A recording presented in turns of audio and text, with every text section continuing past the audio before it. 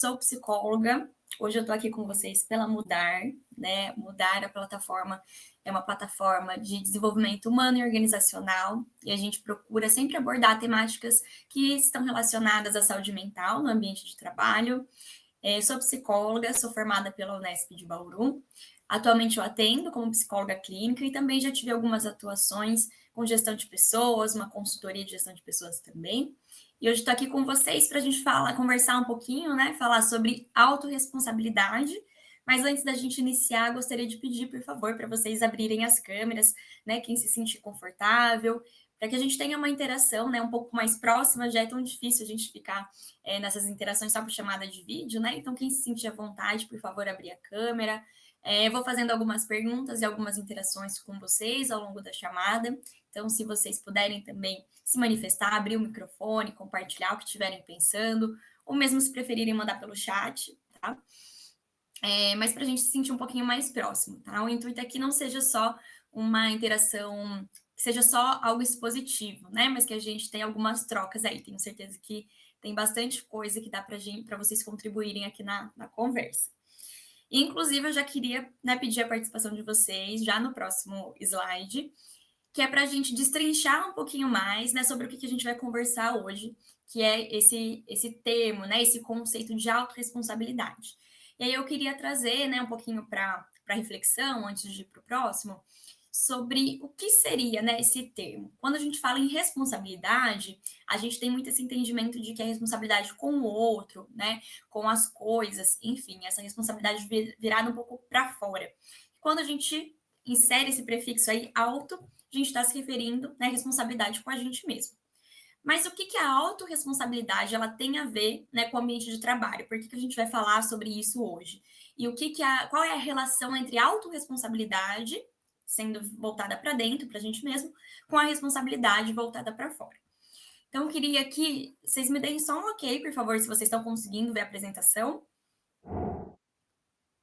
Tá ok, obrigada, Carol. Vou passar aqui para o próximo, então. Aqui eu trago para vocês, né, esse questionamento: individualidade ou coletividade? Então, trouxe para vocês nesse questionamento do conceito, do termo, né, de responsabilidade e autorresponsabilidade. E, no geral, eu queria perguntar para vocês, né, na nossa sociedade como um todo, no trabalho, em casa, enfim, vocês acham que é mais importante, né? Qual que deve ser a nossa prioridade? A gente focar na individualidade ou na coletividade? Quais que são os ganhos, quais que são as perdas da gente focar mais em um, focar mais em outro? Tem algum ambiente em que um é mais necessário que o outro? Vai da situação, do contexto? Como que é? O que vocês pensam sobre isso? Carol comentou que depende. Do quê? Por quê? Quero que vocês falem mais, falem mais.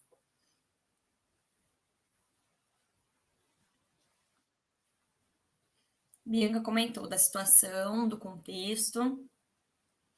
E quais situações e quais contextos que é melhor a gente focar um pouco mais na individualidade, em quais situações que é melhor na coletividade, por quê? Quero que a gente explore um pouquinho mais isso aí.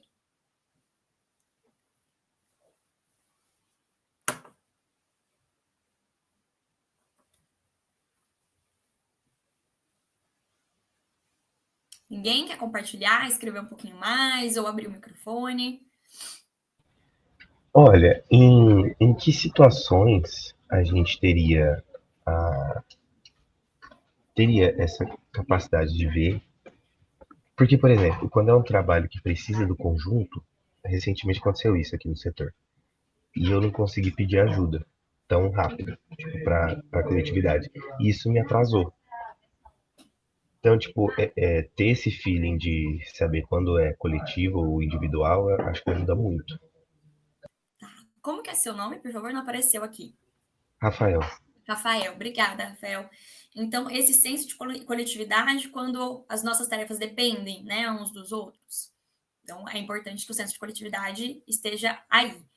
Mas no caso, Rafael, a questão da sua necessidade dessa coletividade veio de uma necessidade individual sua, certo? Para você conseguir concluir suas próprias tarefas. Tá. Só para a gente ir entendendo como que está relacionado, né? Mais alguém gostaria de compartilhar?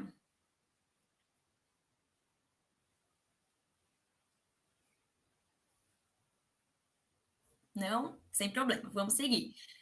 Ah, Sabrina, acredito que seja mais importante a coletividade, pois a maior parte do tempo estamos nos relacionando. Opa, fechou aqui, deixa eu abrir. Estamos nos relacionando com pessoas, como por exemplo em casa, na rua ou trabalho. Muito bom, Sabrina, bem pertinente, né? Na psicologia, a gente costuma dizer que nós só somos, né? Nós só existimos e somos seres humanos por conta das interações sociais. Não sei se vocês já viram, às vezes, algum documentário, algum vídeo desses casos curiosos de crianças, né? Que foram mantidas em cárcere privado, sem interações, né, sociais, e quando são resgatadas, que elas não conseguem, né, sobreviver. E não só por questões biológicas, então, questão de falta, às vezes, de nutrientes, de vitamina D, porque às vezes fica no cárcere sem sol, né? Mas dessa questão da comunicação, do entendimento, da formação da consciência. Se vocês nunca viram, tem um caso interessante, eu acho que se vocês colocarem no YouTube, acho que é a Menina Lobo, vocês vão achar. É um caso parecido com esse, de uma menina que ficou alguns anos sendo basicamente criada, né? Ela conviveu com lobos e outros animais em uma floresta, sem interações humanas, e ela começou a reproduzir comportamentos, né? Que para a gente seriam comportamentos característicos de animais, comportamentos animalescos, e que depois, quando foi tentar, né, ser reinserida na sociedade, acabou que não deu muito certo, vamos dizer assim. Então, é importante que a gente entenda, né, como que a construção da nossa individualidade acaba dependendo também da coletividade. A Sabrina, então, pontuou que acha que a coletividade é um pouco mais importante, né, por conta dessas interações que a gente tem a todo momento. Alguém discorda? Né? Teve algumas pessoas que comentaram que depende, né? Alguém acha que a individualidade é mais importante?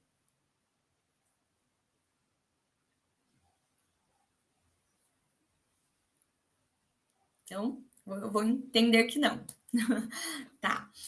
Pessoal, foi mais uma provocação, né, para a gente começar. E aqui a gente até aproveita e risca ali, né, o ou, e coloca individualidade e coletividade. Não há um consenso, né, do que é mais importante, se é individualidade ou coletividade. Alguns estudiosos aí, filósofos que vão discutir um pouco mais essas questões. Mas para a gente, né, aqui da Mudar, a minha visão como psicóloga, é importante, né, que a gente faça a leitura dos contextos e dos momentos, igual vocês comentaram, né?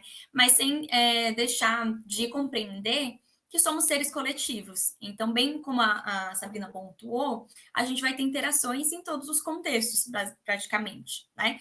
E em muitos desses contextos, as pessoas vão depender de nós, né? Seja para executar algumas tarefas, se tivermos, por exemplo, filhos, né, vão depender muito mais da gente para serem formados como seres humanos. Então, é importante a gente identificar um pouquinho mais essa questão da individualidade e coletividade de acordo com o contexto.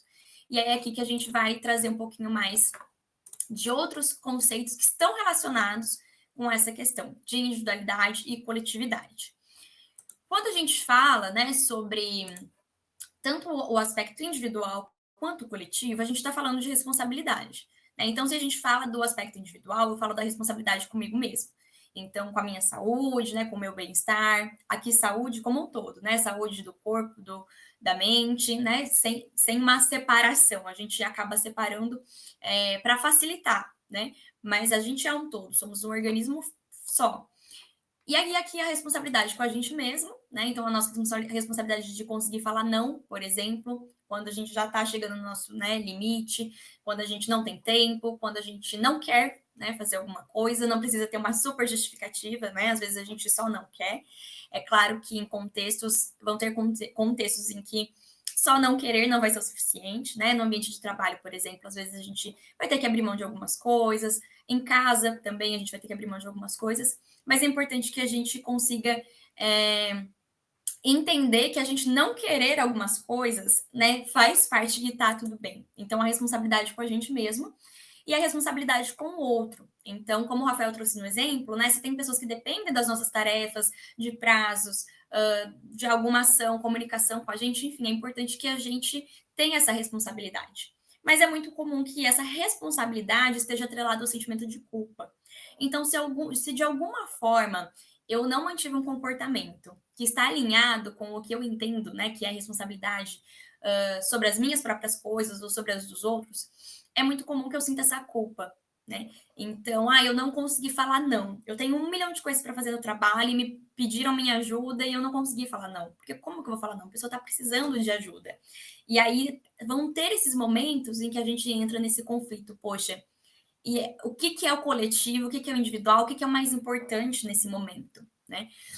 E aí a culpa vai aparecer. E pode ser que ela apareça de um lado ou de outro, né? Então, se eu falo não, lá no trabalho, porque alguém está pedindo minha ajuda, mas eu estou muito sobrecarregada, eu me sinto culpada, né, pela pessoa, eu falo, poxa, não estou ajudando essa pessoa, enfim, vou prejudicar aqui o trabalho dela. Mas se eu falo sim, aí talvez venha uma culpa comigo mesmo, poxa, mas eu sabia que, nossa, olha isso, eu estou já sobrecarregada, eu estou muito cansada. Então a gente vai ter esses momentos que a gente vai paralisar um pouquinho. Eu sempre, né, falo isso quando a gente fala de culpa. A culpa, ela costuma ser algo que paralisa, né? E a gente tem duas diferenciações aí da culpa, vamos dizer assim. A culpa, ela pode ser um verbo, né? Então, alguém te culpou, por exemplo, né? Alguém culpou fulano. Ou a culpa pode ser um sentimento, né? Então, eu estou sentindo culpa. E aí, é importante a gente ter noção de que a culpa, ela é diferente de...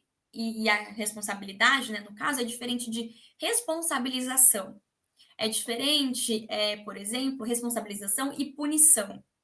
A gente tem muito esse sentimento de culpa, por exemplo, no trabalho, porque a gente acredita que a gente, né, pode ser punido de alguma forma. Então, assumir uma responsabilidade, não dei conta dessa responsabilidade, poxa vida, né? Que ser humano horrível que eu sou. Ainda mais pela construção que a gente tem na nossa sociedade, das cobranças no ambiente de trabalho serem mais intensas ainda, né?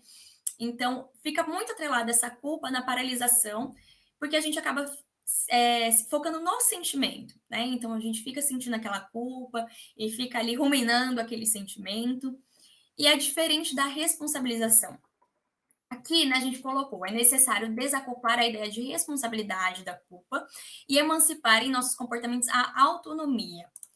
Quando eu falo, né, que punição é diferente de responsabilização, né? Ou culpar alguém é diferente de responsabilizar alguém.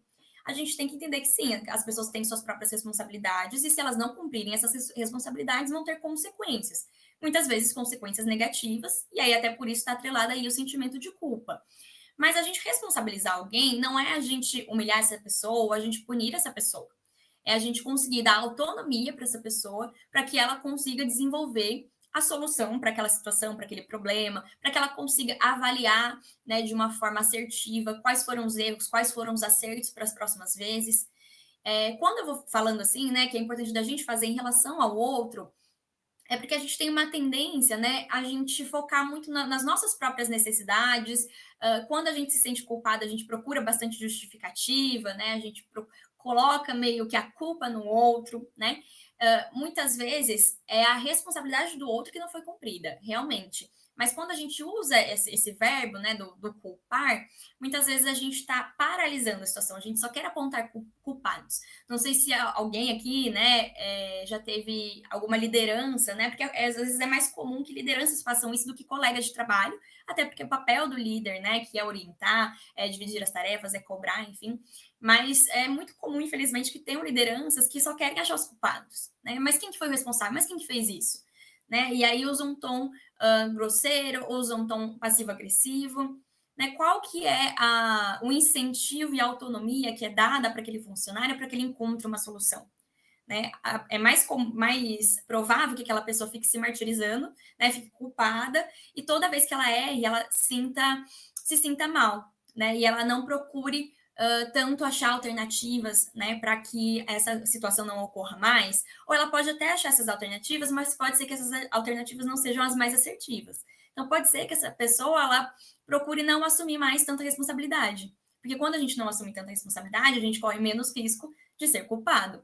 Ou então a gente assume uma responsabilidade coletiva, ou eu pergunto para fulano, não, mas e aí se der errado alguma coisa, alguém vem me culpar, não, mas eu perguntei para fulano, né? E aí fica essa relação de dependência, essa relação de culpar terceiros, esses conflitos internos, né? Ao invés da gente procurar se mobilizar para ter essa autonomia em procurar resultados e identificar as melhores alternativas, né, para as nossas tarefas, para os problemas, enfim. E aí aqui, então, a gente colocou essa setinha, né? Mas como que é essa autonomia, o que é essa autonomia, né? Identificar os papéis que são atribuídos a você e tomar posse deles. Nesse caso, então, foi o que eu fui comentando, né? Ao invés da gente ficar nesse receio de ficar se culpando e ficar se martirizando, a gente realmente assumir uma autonomia de entender quais são as nossas tarefas, quais são as nossas responsabilidades, se nós temos as habilidades necessárias para aquilo e conseguir, né, assumir esse papel. É claro, gente, que aqui é importante a gente identificar se é uma pessoa nova da empresa, se estão sendo colocadas atividades para você, né? Estão sendo atribuídas atividades para você que não são atividades do seu escopo, né? Se você sente que não tem algum suporte, algo, né, ali da empresa ou dos colegas, para que haja comunicação, né? Porque muitas vezes as pessoas da sua equipe ou as lideranças não sabem disso, né? Não conseguem identificar. Então é importante que a gente use aí a ferramenta da comunicação, né? Que é a chave de bastante coisa nesse processo de responsabilidade e autorresponsabilidade. E aí aqui a gente vai diferenciar, então, o que seria a pessoa autômata da pessoa autônoma. A pessoa autômata é muito naquele sentido de uma pessoa automatizada, né? Então, eu vou fazendo tudo do jeito que é certinho, aqui seguindo as normas, as regras, igual me foi passado, eu não vou procurar novas formas de fazer, porque eu já fiz assim antes e deu certo, ou alguém já fez antes e falou que é assim, então vou fazer, né? E não há esse questionamento, não há autonomia de inovação, então é tudo sempre cumprido, sem questionar, e inclusive a pessoa autômata, ela tem mais tendência a não ter a autorresponsabilidade, né? A ela não enxergar as próprias necessidades, os próprios limites, porque ela está ali cumprindo o que é dito, o que é necessário de ser feito, e pronto, e assim vai. E não só necessariamente no ambiente de trabalho, né? Em casa, muitas vezes, então vai no automático, e é isso mesmo. E muitas vezes, né, a gente entra nesse modo automático por esse receio de lidar com esse receio ou dificuldade de lidar, né, com as nossas próprias necessidades, com as nossas próprias dificuldades, porque às vezes não é fácil, né? Eu recentemente, né, na semana passada, eu dei uma outra palestra que a gente falou um pouquinho sobre o autocuidado, né, e o quanto que a gente para pensar sobre as nossas próprias necessidades, sobre os nossos objetivos de vida, sobre o que a gente faz na nossa rotina, que são coisas que a gente gosta de fazer, que a gente quer fazer, né? E o quanto que a gente tem o oposto aí também, o quanto que a gente faz as coisas porque tem que fazer. E a gente acaba entrando no automático, porque às vezes se a gente para pensar em algum momento que a gente, né, tá fazendo coisas só que a gente não quer, ou que as coisas que a gente gosta a gente parou de fazer, talvez isso cause um mal-estar tão grande que a gente acaba evitando, a gente prefere não pensar.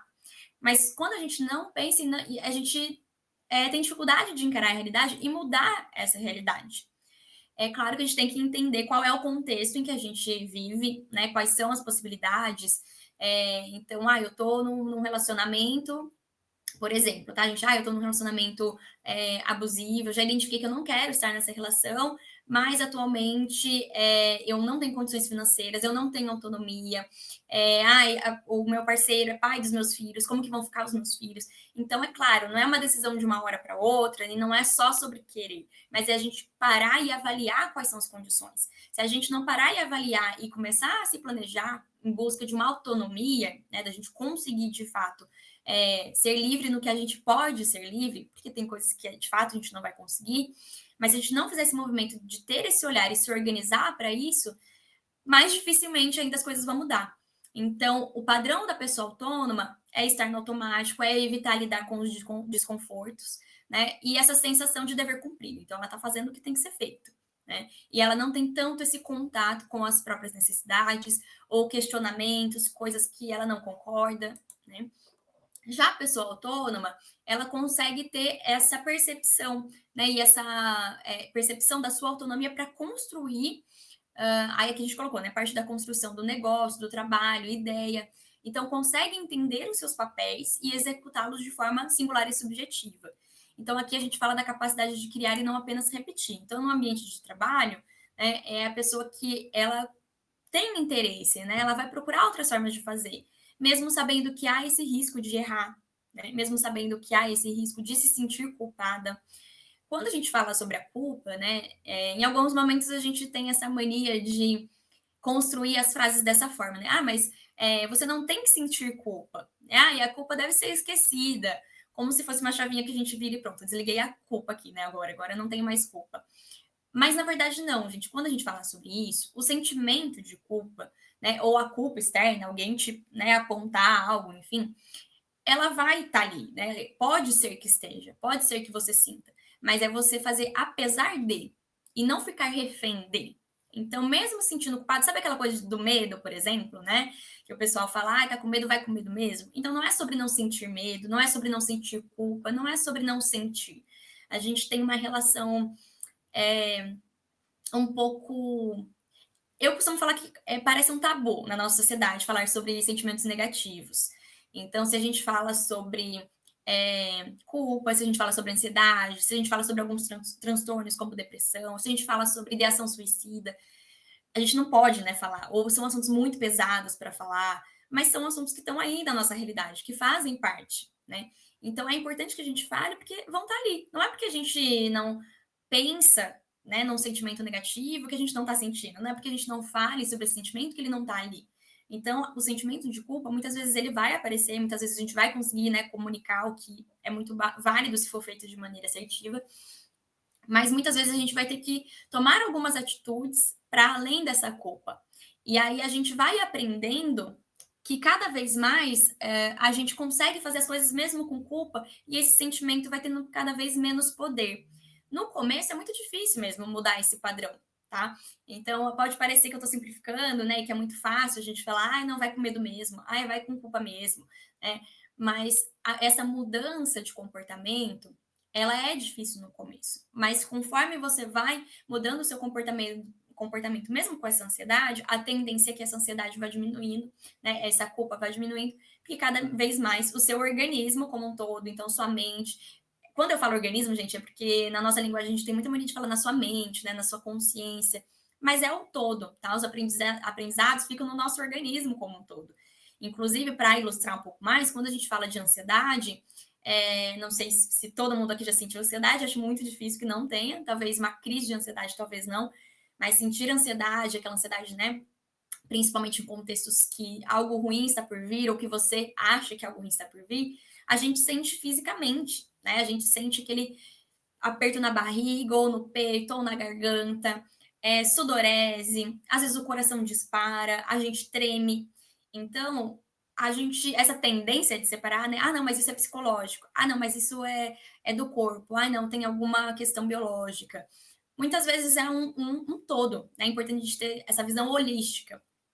Então, essa questão da culpa, sim, muitas vezes a gente vai ter esse sentimento, às vezes vai ser físico, né? Mas cada vez mais que a gente não deixar esse sentimento tomar conta, paralisar a gente e a gente fazer essa diferenciação, né, da culpa e da responsabilização, a gente vai conseguindo cada vez mais lidar melhor com esse sentimento. Né? Então, eu me responsabilizo. O que é me responsabilizar? Eu entendo que, poxa, era minha responsabilidade não conseguir cumprir. Por quê? Vou fazer uma avaliação e vou tentar resolver essa situação, ou vou tentar, né, mudar nas próximas. E tá tudo bem pedir ajuda, né? Tá tudo bem pedir ajuda. Não quer dizer que ser autônomo é fazer tudo sozinho, tá? Senão a vida é sobrecarga. Então, ser autônomo é conseguir identificar os seus papéis, identificar suas necessidades, identificar suas tarefas, em qualquer contexto que seja, conseguir se capacitar, né, seja com apoio ou não, tá? Então, tem pessoas que vão querer buscar apoio, tem pessoas que não, mas conseguir, né, identificar se é necessário ou não e desenvolver essas habilidades para conseguir executar essas tarefas. Não tem essas habilidades, bora desenvolver, bora pedir ajuda, né? Ah, mas eu sei quais são as minhas responsabilidades, eu assumo essas responsabilidades e eu me organizo para fazê-las. Até aí tá fazendo sentido, gente. Se alguém quiser levantar a mão, mandar alguma coisa no chat, compartilhar, fiquem à vontade, tá? Se não concordarem, também não tem problema nenhum. Quanto mais troca, melhor. Então, vou seguindo. Qualquer coisa, mandem bala aí. Aqui a gente tem um dado, tá, de uma pesquisa. 58% das pessoas colaboradoras no Brasil têm mais facilidade para desenvolverem as suas funções e buscarem por inovação no time quando atuam de forma mais independente. Essa relação que a gente comentou, né? Quando a gente tem esse medo, esse receio da culpa, né? De algo vai dar errado, essa insegurança, a gente tem uma tendência a não assumir responsabilidades e a gente acaba não inovando, né? Ou então a gente pode ter uma tendência de assumir responsabilidades, mas não inovar. Eu vou fazer exatamente como me mandam, né? Essa dependência. Quando eu tenho uma atuação de forma independente, né, que é me dada essa autonomia, ou nos meus contextos eu consigo impor essa autonomia, eu consigo trazer a importância dessa autonomia, o ambiente é muito mais propício para que eu queira inovar, para que eu me sinta à vontade de trazer ideias, de tentar fazer algo diferente. E a gente tem uma tendência, né, a gente achar que quando a gente fala de inovação ou criatividade, a gente talvez imagine muito profissões ou atividades relacionadas a cursos de artes, comunicação, humanas em geral, né?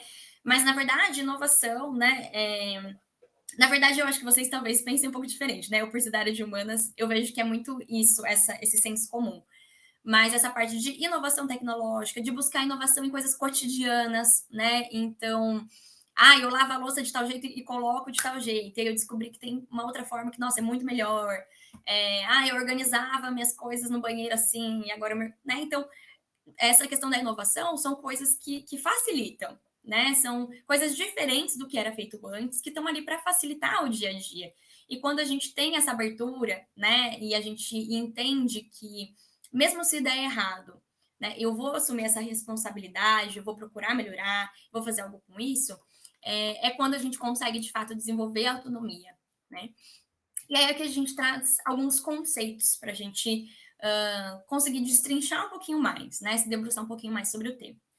Então, a gente tem o tipo de consciência plena, que é esse que a gente tem procurado um pouco mais, né? Que a pessoa tenha consciência clara e precisa sobre o mundo e o seu propósito nele. Então, é a pessoa que tem a autonomia, né? Que procura desenvolver a autonomia, percebendo a carga de responsabilidade pelos seus atos e escolhas, ainda que isso lhe custe julgamentos externos. Então, como eu comentei agora há pouco.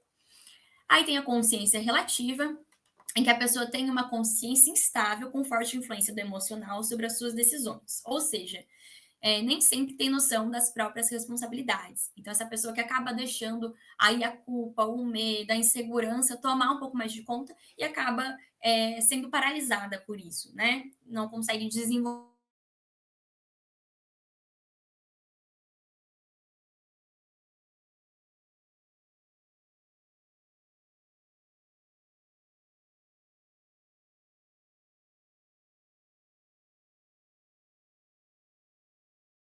né? Inflexíveis, né?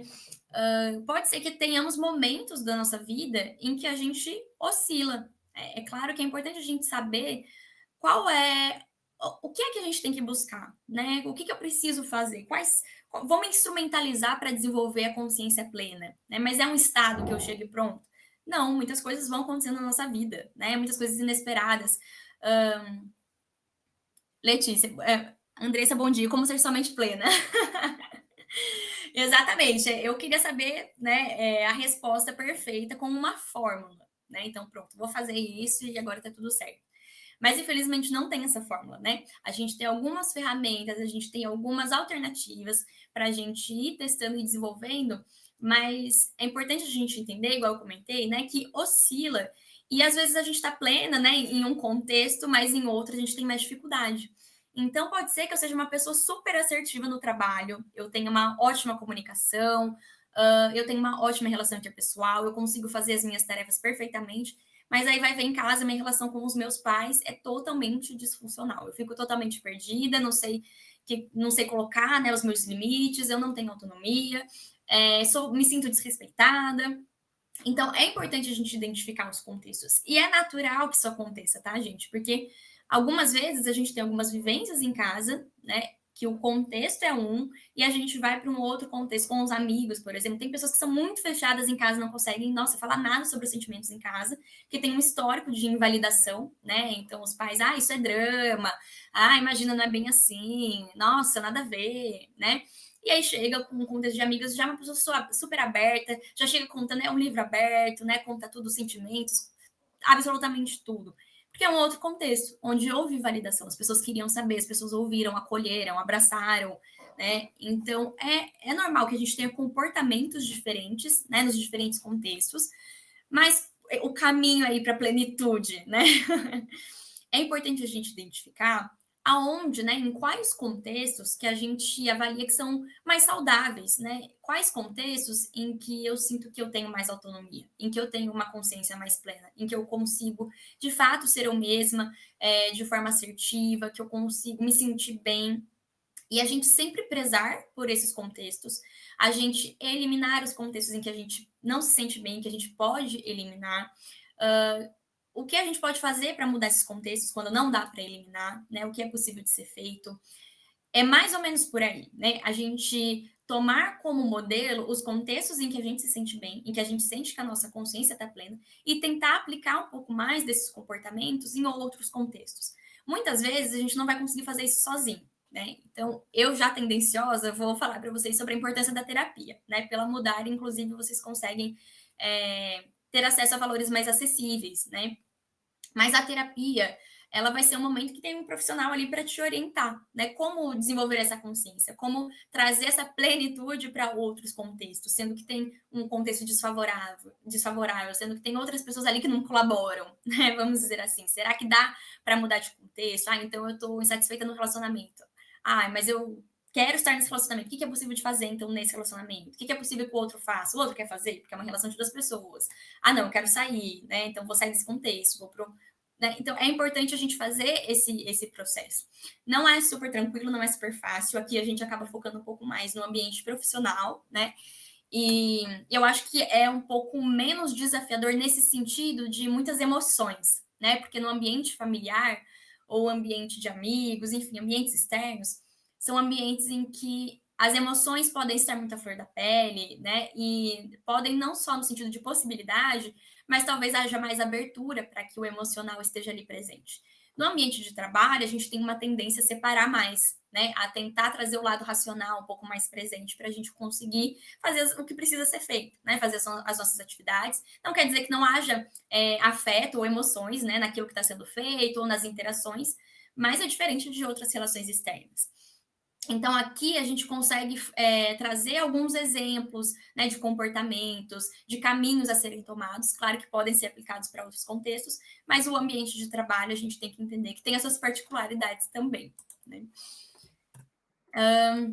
E aí, aqui, a gente falando de consciência, então, o que seria essa autoconsciência? A gente pode até imaginar que seja meio pleonasmo falar autoconsciência e consciência, mas muitas vezes a gente também usa o termo consciência para se referir ao externo, né? Então, é a consciência coletiva, por exemplo. Então, o que é do senso comum, ou o que é construído culturalmente, ou o que é construído naquela empresa, né? E a autoconsciência, então, seria de fato esse momento da gente parar, né, para pensar e se concentrar naquilo que está sendo feito, naquilo que eu quero fazer, né? Então, quais são os resultados que eu tenho e aonde eu quero chegar? Então, é mais ou menos, né, essa relação com o termo que eu comentei da responsabilização. Então, ter esse discernimento, né, essa autoconsciência, esse momento de parar e analisar a minha individualidade e a coletividade, né? Quais são os resultados que eu tenho, aonde eu quero chegar, quais são as minhas possibilidades, quais são as habilidades, as ferramentas que eu tenho. Então, a autoconsciência seria esse processo, esse momento de fazer isso, né? Aqui, gente, só né, para reforçar, vão ter alguns conceitos que eles vão ter diferentes entendimentos dependendo do que a gente está falando, tá? Então, autoconsciência, em outros contextos, a gente pode interpretar de alguma outra forma, tá? Mas aqui é nesse sentido, tá? Da gente fazer esse movimento, de parar consigo mesmo e fazer essa avaliação, tá bom? E aí, aqui a gente colocou, né, esse esqueminha do nível de desafio e nível de habilidade. Então, do quanto que é importante, né, a gente conseguir identificar, né, e trazer para o ambiente de trabalho, e aqui principalmente, né, as lideranças, que têm um pouco mais desse papel de delegar, por exemplo, atividades, né, mas da gente conseguir identificar o nível de desafio, o nível de habilidade, para que a gente consiga entrar no que a gente chama de estado de flow, que seria esse estado de pleno desenvolvimento, né, em que a gente consiga ter essa autoconsciência, de que a gente consiga ter várias outras características e comportamentos relacionados com essa autoconsciência, com essa autorresponsabilidade. Então, quanto maior o nível de desafio e maior o nível de habilidade, aí a gente entra, né, nessa área aí, nesse fluxo que é aqui pintadinha de azul, né? Que seria esse tal do flow. Qual que é a diferença, né? Vamos passando aqui mais ou menos por alguns. Se eu tenho um nível de habilidade muito alto, por exemplo, mas um nível de desafio muito baixo, eu entro aqui no relaxamento, eu entro aqui num comodismo, né? Então, eu já sei fazer tudo, nossa, essas funções, já sei de cor e salteado, né? E aí eu nem preciso me preocupar, eu acabo não desenvolvendo mais atividades, né, ou habilidades que eu poderia desenvolver. Se eu tenho um nível de habilidade baixo, mas um nível de desafio muito alto, eu já entro no estado de ansiedade. Então, está me sendo exigido coisas que eu não tenho naquele momento capacidade de executar.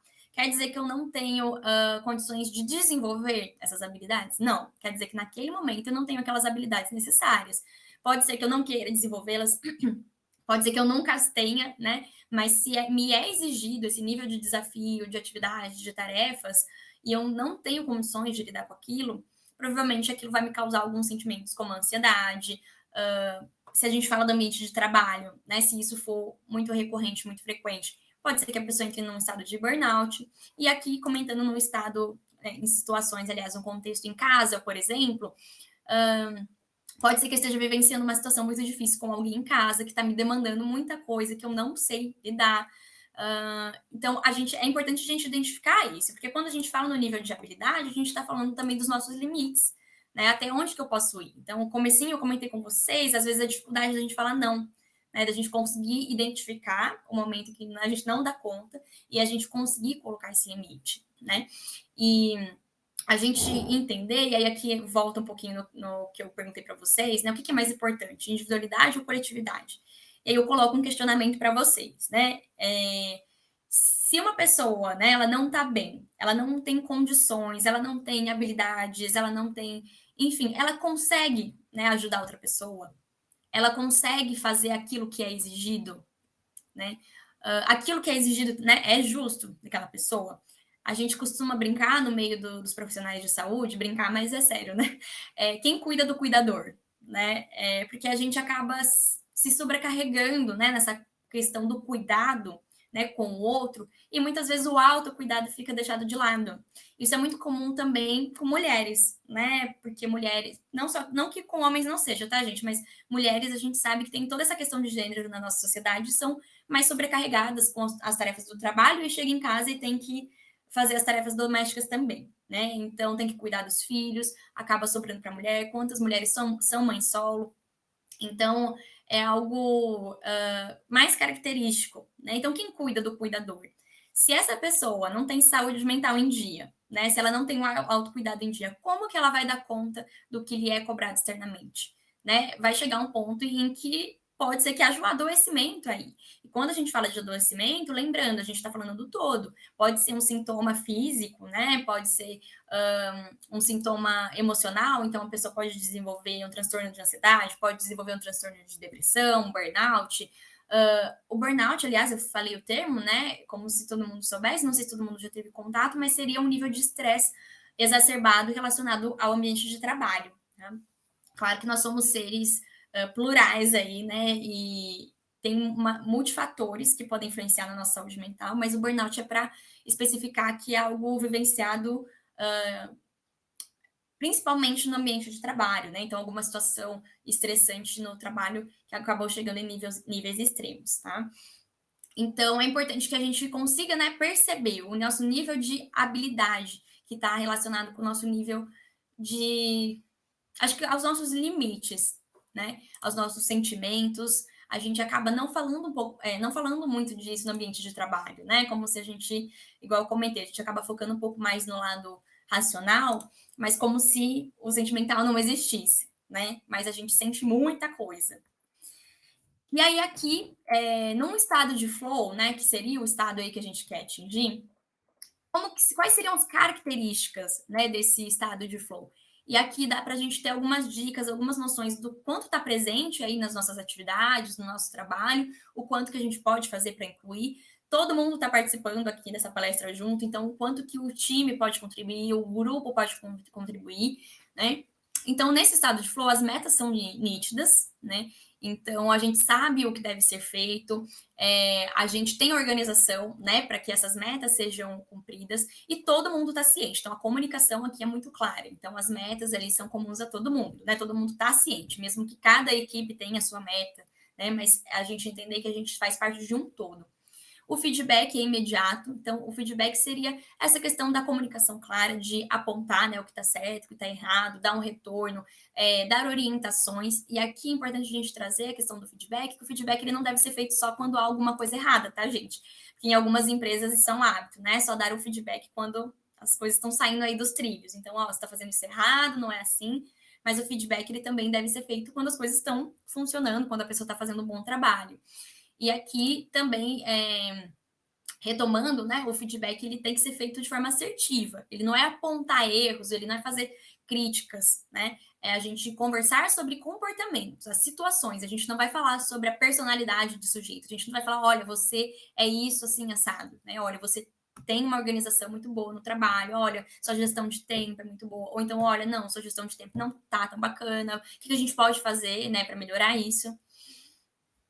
A noção de tempo, então, né? A noção de tempo aqui, a gente colocou, né, que a noção de tempo fica alterada no sentido de que tudo é tão organizado, né? E tudo segue acontecendo como planejado. E aqui a gente não quer dizer que não haja imprevistos, tá? Imprevistos acontecem. Mas está tudo ali dentro do controle, todo mundo está alinhado, né? A comunicação é constante, que o tempo passa, né? E a gente nem se dá conta. Porque quando a gente está com uma má gestão de tempo, por exemplo, né? A gente fica sempre apressado, né? Nossa, nunca vai ter tempo de nada, os prazos estão apertados. É claro que é importante a gente entender a questão de sobrecarga, né? E a gente se organizar nesse sentido. Mas aqui a gente está considerando que as tarefas estão organizadas, a comunicação está organizada. É o estado de flow, é o estado que a gente quer atingir, tá? É o estado ideal. E também não é necessariamente fixo, tá? Como muita coisa na nossa vida, né? Não é fixo. Pode ser que em algum momento a gente esteja em estado de flow, né? Seja eu enquanto indivíduo, seja a minha equipe no trabalho. Pode ser que em outro momento esteja em estado de ansiedade. Mas é importante, igual eu comentei da questão da plenitude, a gente identificar o que a gente fez quando a gente conseguiu atingir o estado de flow, ou quando a gente estava nesse caminho, para a gente voltar a fazer, tá? A gente sair desse automático para a gente ir para o estado de autoconsciência, parar e pensar para guiar nesse sentido, tá? Aqui no estado de flow, o controle não é o problema. Então, a questão da responsabilidade, né? A gente assume o controle do que a gente está fazendo. A concentração se aprofunda, então, cada vez mais a gente está envolvido naquilo, as nossas preocupações com coisas externas são um pouco menores, né? Porque tudo já está fluindo um pouco melhor, então a concentração se aprofunda. Há um equilíbrio entre capacidade e oportunidade, que foi aquilo que a gente comentou, né? De desafio e habilidade. E o ego se perde. Então, a gente tem aquele senso de coletividade, porém respeitando a individualidade, mas deixando de lado o ego. Porque muitas vezes a gente confunde individualidade com o ego, né? Mas individualidade é a gente entender os nossos limites, nossos direitos, nossos deveres, e colocar, né, esses limites, impor esses limites de forma que a gente não ultrapasse o espaço do outro, né? Os limites e a individualidade do outro. Aqui a gente revisou aí 6 leis da autorresponsabilidade, né, para guiar aqui vocês. Então, de forma um pouco mais objetiva, né? Nunca deixem de se comunicar, né? Então, a comunicação é super importante e a forma como a comunicação é feita. Muitas vezes a gente fala assim, mas eu já falei para fulano, né? Mas eu já mandei. Mas como que você está se comunicando? Né? É importante a gente parar e rever. Às vezes a gente manda um e-mail pedindo alguma coisa para alguém e a gente fala, mas eu já pedi, né? E a pessoa não fez, ou a pessoa... Mas você colocou datas e prazos naquele e-mail? Você descreveu exatamente o que você precisava? Né? Ou, não, eu descrevi tudo, coloquei data e a pessoa não fez. Então, vamos chamar ela para conversar, né? Aconteceu várias vezes, está prejudicando o trabalho, vamos chamar, perguntar se está acontecendo alguma coisa, ter um pouco de empatia também. Então, a comunicação não é só a gente informar as coisas, ou só a gente perguntar e pronto, isso acabou. É importante a gente fazer essa ponderação de como a gente está se comunicando, se é de uma forma agressiva, se é de uma forma assertiva. Para a gente conseguir também ir tendo um termômetro, né, de como a gente se comunica, a gente pode pedir feedback. A gente pode pedir para as pessoas, você acha que eu falei de forma clara? Você acha que quando eu pedi tal coisa, eu podia ter feito diferente? Podia ter falado alguma coisa a mais? Faltou alguma coisa? Né? Então, ir fazendo também esses questionamentos para que você tenha um termômetro, porque às vezes a gente acha que a gente se comunica super bem, né? Mas aí, quando o outro vem e fala... inclusive, gente, eu vou até aproveitar o adendo. Eu já vou mandar para vocês aqui no chat o link da pesquisa de satisfação da palestra. É rapidinho, vou pedir para vocês responderem, tá? De forma anônima, que é justamente para a gente ter esse feedback e a gente conseguir melhorar. Seja a pauta, né? Os assuntos, o que a gente trouxe, os slides, a comunicação. Então, às vezes, a gente acha que, nossa, fui ótimo, né? Foi super claro, transmiti tudo que eu queria. Mas o outro entendeu, né? Foi da melhor forma. Então, é importante a gente ponderar sobre a comunicação. Para todo feedback, também existe um feed forward. Aqui a gente tem esse trocadilho, né, que agora tem sido usado por conta da tradução literal de back e forward, né, que back seria para trás e forward para frente. Então, em alguns sentidos, né, a gente dá esse incentivo, né, quando a gente for dar um feedback, então a gente falar também coisas bacanas sobre aquela pessoa, a parte boa que tem nos comportamentos, nas tarefas dela, na execução das tarefas, enfim, incentivá-la a melhorar, dar orientações, né, e a gente lembrar de fazer isso, né, de dar esse feedback ou esse feed forward quando as coisas estão dando certo também, não só quando tem problemas, né? Aqui, ó, abandone sentimentos de culpa e busque soluções de forma colaborativa. Então, é aquilo que eu comentei no começo. Às vezes a gente usa essa expressão, né? Não tenha culpa, abandone o sentimento de culpa. Mas é fazer isso, né? Buscar soluções apesar da culpa. E aqui a gente colocou de forma colaborativa, porque muitas vezes a gente não consegue fazer sozinho. E tá tudo bem, né? Pedir ajuda.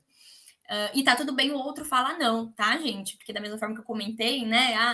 Alguém me pediu ajuda, eu falei não. É importante, se alguém, né, falar não, você entender que aquela pessoa tem os motivos para falar não, né? Ela provavelmente, aliás, provavelmente não, né? Seria importante que aquela pessoa explicasse, né, o porquê. Então, olha, não consigo essa semana que eu tô com muita tarefa, mas semana que vem, se você ainda precisar, eu consigo, né? Por exemplo. Ou, enfim, sinalizar, né? Mas que a gente não culpe o outro porque ele falou não também, né? Para a gente conseguir se sentir melhor, a gente entender que tá tudo bem falar não. Respeite a sua trajetória e comemore suas conquistas. Então, ter esse reconhecimento também, porque muitas vezes a gente fica só no sentimento de culpa, só nesses sentimentos negativos que fazem parte, né? Somos seres humanos, mas a gente esquece de reconhecer todas as nossas conquistas, tudo que a gente já fez de bom até hoje. Às vezes a gente faz um grande projeto, né? E deu tudo certo e um pedacinho a gente falhou. Aí a gente vai olhar a falha, a gente não vai olhar o todo que deu certo, né? A gente tem a avaliação aqui da Mudar, eu já refleti sobre isso, né? Então, às vezes, a avaliação, nossa, é tudo muito bom. E aí tem uma avaliação que, né, foi ruim, pontou alguma coisa, pronto, sou péssima, né? A gente já fica se martirizando. Mas não, é importante a gente parar e fazer esse reconhecimento também na nossa história, da mesma forma que a gente fala assim, tá, poxa, então ao invés de ficar me culpando, né, por algo que já passou, eu tive essa avaliação aqui que não foi boa, o que eu posso melhorar, né? O que eu fiz? A pessoa pontuou isso, isso e isso. Poxa, então tá, né? Então, para as próximas, e é esse o caminho. É fácil de fazer? Não, repito. Mas se a gente não tomar essa consciência e não começar a tentar fazer algo, a gente vai continuar se martirizando e só sentindo aquilo, né? E sem procurar soluções e formas de melhorar. Então, use os erros do seu passado para construir o seu presente e futuro. Então, isso que eu já fui comentando agora, né? E o trabalho também é um lugar de responsabilidade afetiva. Então, comentei brevemente, né, no início, não quer dizer que não haja afeto, que não haja emoções no ambiente de trabalho. É importante a gente reconhecer, somos seres humanos, né? E quando a gente fala também dessa questão de se comunicar, de dar feedbacks, a gente fala das duas partes, né? Ali nas interações interpessoais. Pode ser em grupo também, né? Enfim, mas essa responsabilidade efetiva da gente entender que o outro tem sentimentos também, né? Assim como eu tenho, o outro também tem. Então, como que eu vou me comunicar, né? O outro está atrasado em alguma tarefa, né? Nunca atrasou, né? O que aconteceu? Aí você já vai lá cobrar. Às vezes aconteceu alguma coisa, né? Às vezes essa pessoa não está bem emocionalmente, não está conseguindo entregar tudo que estava entregando antes, está acontecendo alguma coisa em casa, ou mesmo no trabalho, né? Então, e não ir tanto com essa postura de ataque. Eu sei que às vezes a gente fica tão estressado, né? A gente foca muito no nosso, na nossa tarefa, mas fazer esse movimento, né? De respirar e entender que mais importante do que a gente achar culpados, né? É a gente achar soluções. Muitas vezes não é nossa responsabilidade achar essas soluções, mas a gente pode também oferecer uma ajuda, né? Então, aqui, só para a gente, né, já estamos finalizando, é preciso entender que um grupo não é uma equipe, não são sinônimos, né? Um grupo são pessoas em que há interação, em que as pessoas, diferentes tipos, né, de grupos existem aí, mas não necessariamente são pessoas que estão juntas, unidas, né, por uma meta comum, um objetivo comum. Uma equipe são pessoas que estão, de fato, organizadas, que estão alinhadas, que se comunicam, né? Então, tudo que a gente foi falando, né, até aqui, de qual que seria o caminho, né, para chegar a essa plenitude aí no ambiente de trabalho, né, se a gente tem uma equipe, um grupo de trabalho, né, esse é o caminho para que a gente se encontre como uma equipe, né, que a gente entenda essa diferenciação desses termos, para quando a gente vai alinhando os nossos comportamentos, né, os nossos objetivos, a nossa comunicação. Então, refletir sobre isso, né? Será que o meu grupo de trabalho é uma equipe? Né? O que está faltando? E fazer essa ponderação. E não só sobre os outros, mas sobre o próprio comportamento, né? Porque a gente pode até dar um feedback para o outro, mas a gente não tem controle sobre o comportamento do outro. A gente tem controle sobre o nosso, né? E quanto mais assumimos a nossa responsabilidade, né? Menos a gente tem esse sentimento de culpa e menos a gente culpa os outros, né? Aqui a gente comenta, né? Precisa entender a colaboratividade como uma ferramenta cultural para a alta performance. Então, é uma tendência de que quanto mais a gente tem essas boas relações interpessoais no ambiente de trabalho, né? O clima de trabalho, o clima organizacional, né, ele fique melhor. O clima de organizacional ele tem uma tendência a ficar melhor quando há maior colaboratividade, e aí os resultados também são maiores. Né? Os resultados são feitos por pessoas, produzidos por pessoas. Então, quando a gente fala de alta performance, né, é importante que a gente não fale só de alta performance individual em detrimento do coletivo. Né? Quando a gente tem esse alinhamento, né, entre o clima organizacional, a colaboratividade, a gente tem uma tendência muito alta aí para atingir uma alta performance. Aqui queria trazer com vocês só a questão da interdependência, mais um contexto, mais um conceito, né? Só para a gente reforçar tudo que vem sendo dito.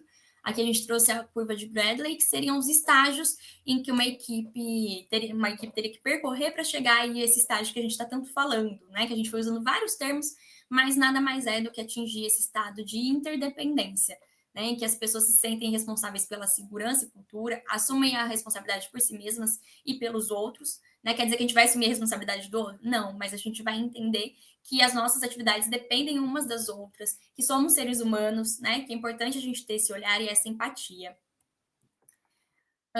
Aqui a gente só comentou, né, sobre alguns indicadores que é importante da gente entender sobre o trabalho, né, e sobre o clima organizacional, sobre os resultados, enfim, quando a gente olha para o ambiente de trabalho, é importante a gente olhar não só essas avaliações objetivas, né, de números em questão de resultados, produtividade, turnover, por exemplo, mas a gente entender aspectos mais qualitativos, né, subjetivos. Então, as pessoas sentem que elas podem ser quem elas são, né? Há esse afeto, colaboratividade, as pessoas se sentem seguras, né? Sentem que a saúde mental no ambiente de trabalho está sendo preservada, né? Está sendo incentivada. E aí, aqui, só para finalizar, né? Uma melhor performance é possível. Aí a gente coloca, vamos juntos, porque a gente aqui da Mudar, a gente tem essa meta, né? Em conjunto entre todo mundo, para que a gente consiga, de fato, melhorar não só a nossa performance interna, mas a performance de outras equipes, de outras empresas, né, com as quais a gente está tendo contato. Eu queria perguntar para vocês, eu vou colocar aqui no chat o link da pesquisa, tá? Mas eu queria perguntar para vocês, a gente tem só 2 minutinhos, né? Mas eu gostaria de ouvir, pelo menos se alguém se sentiu confortável, se fez sentido, se o tema foi diferente do que estava esperando, se tem algo que gostaria de refletir, de contribuir, falar algo que pensou e acha que é bacana de compartilhar. Gostaria muito de ouvir.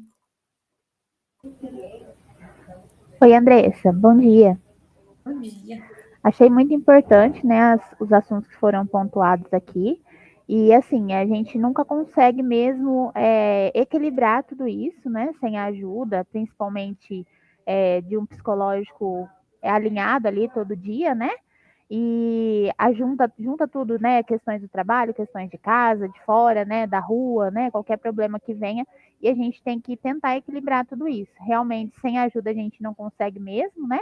A gente até tenta ficar ali naquela plenitude, porém, às vezes eu me sinto plena, fingindo, né? E tô nas outras questões lá que vai bagunçando todo o psicológico e a mente, a gente não consegue dar conta de tudo, né? E aí vem também aquele sentimento de culpa por não ter dado conta. Gostei bastante das coisas que foram pontuadas, né? Acredito que, como você falou, não é nada fácil, mas a gente vai junto aí conseguindo equilibrar tudo. Com certeza. Obrigada, Letícia.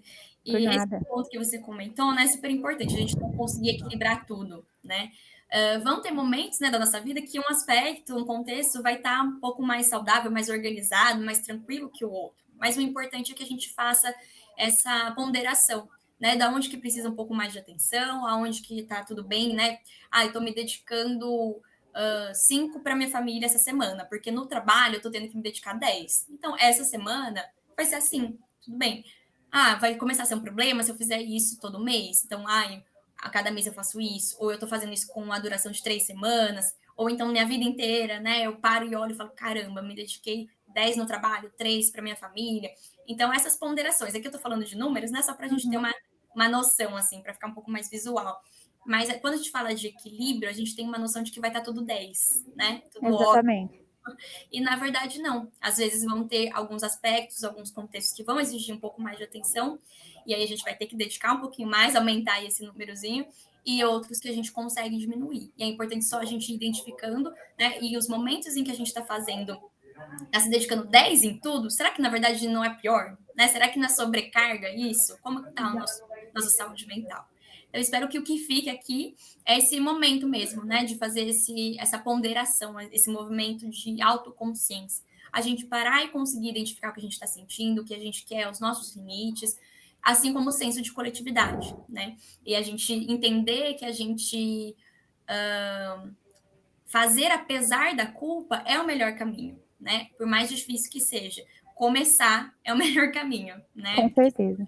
Fica aí estagnado e aí a culpa toma conta. Só para finalizar aqui, a Bianca comentou esse assunto da palestra hoje também, acho extremamente importante, em especial no ambiente de trabalho, vai contribuir bastante para a nossa rotina se aplicarmos certinho. Bianca, exatamente, pessoal, espero que tenha sido produtivo para vocês, que reverbere aí, né? Peço para vocês responderem a pesquisa, fico à disposição a mudar também. Muito obrigada, um bom dia para vocês, bom resto de semana. Eu verifiquei aqui com o pessoal, essa interação entre as carteiras, ela não é realidade. Eu posso fazer o seguinte,